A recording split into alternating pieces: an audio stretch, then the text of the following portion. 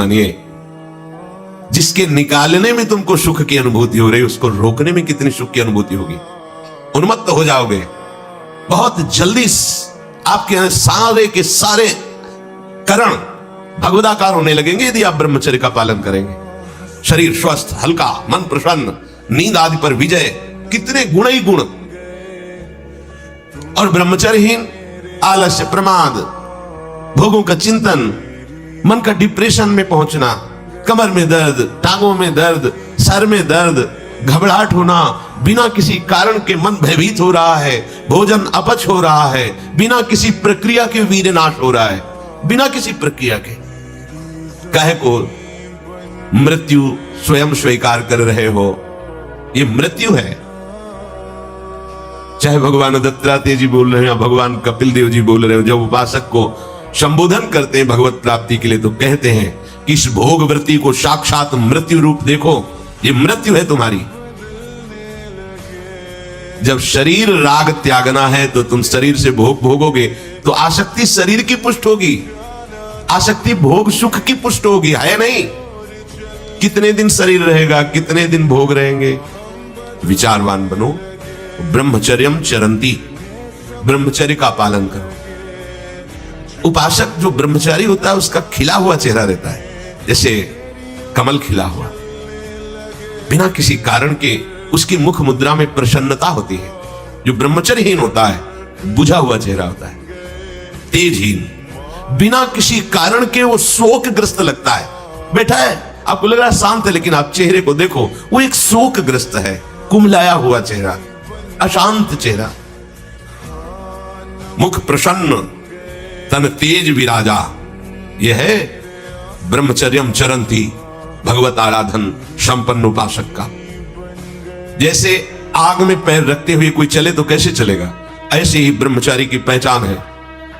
इतनी स्फूर्ति उसके अंदर होती, जैसे आग में चलने वाला पूरा पैर नहीं रख पाएगा, अगला कदम रख देगा क्योंकि ताप लग रहा है, ऐसे उसकी स्फूर्ति होती पैरों में। उसकी आंखें एकाग्र रहती है, चंचलता इधर उधर या बार बार झपकना यह विषयी पुरुष का लक्षण, बार बार पलक झपकना यह विषयी पुरुष का लक्षण, इधर उधर ताक झांक चंचलता, ऐसा बैठे तिनका तोड़ रहा है, पैर हिला, ये सब विषयी पुरुष के लक्षण। ये तो बिल्कुल साधारण स्पष्ट दिखाई देता है आदमी विषयी है या ब्रह्मचारी, एक सेकंड में लक्षण होते हैं।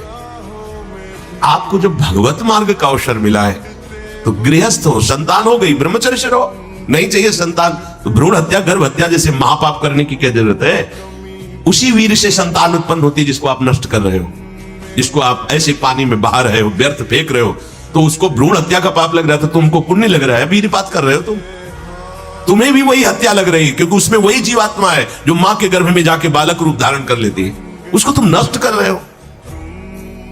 और बुद्धि भ्रष्ट हो गई है, समझ में नहीं आता, व्यर्थ में वीरपात करते हो, व्यर्थ में। तुम्हारा भजन बनेगा, तुम अध्यात्म के योगी बनोगे, मजाक है अध्यात्म का मार्ग। होश में हो जाओ, ये मन की दुलार को बंद करो। जब तक इच्छा ही नहीं भगवत प्राप्ति की तो फिर तुम कैसे भगवत प्राप्ति कर पाओगे। भगवत प्राप्ति की इच्छा कैसे होगी जब तुम्हारी इस तरह से निंदनीय वृत्तियां हैं। इंद्रियों को दुलार कर रहे हो, मन को दुलार कर रहे हो, भगवत प्राप्ति चाहते हो, आचरण नीच और चाहते हो उच्च पदवी। सावधान हो जाओ। यदि क्षंतो ब्रह्मचर्यम चरंत, ब्रह्मचर्य बहुत बहुत आवश्यक है, सबके लिए आवश्यक है, स्त्री पुरुष सबके लिए आवश्यक है। आप उसको केवल भगवत प्राप्ति से ही मत समझिए। अरे जीना है तो ब्रह्मचर्य की आवश्यकता है, स्वस्थता की आवश्यकता है, प्रसन्नता की आवश्यकता नहीं। मरा हुआ जीवन, रोज सुबह शाम निकल रही, रोज जीवन जा रहा है, किस काम का जीवन, गया गई रात्रि गई, दिन गया, समय जा रहा है। तुम्हारा उद्देश्य क्या है, तुम्हारे हाथ क्या लग रहा है, क्या प्राप्त कर रहे हो। विचार ही नहीं रह गए, विवेक ही नहीं रहे, पशुवत बस ऊपर चमड़ी में सुंदरता का लेप करके और मलमूत्रों के भांड में प्रियता करके पूरा जन्म नष्ट कर देना। कैसी धिक्कारमयी बुद्धि हमारी है। जहां हमें मुक्त होना चाहिए वहां मांग क्या रहे। कोई बिरला ही मुक्त होना चाहता है, वो बिरला वही होता है वीतरागा, जिसका राग नष्ट हो गया है, वो वैराग्यवान चाह करता है भगवत प्राप्ति की।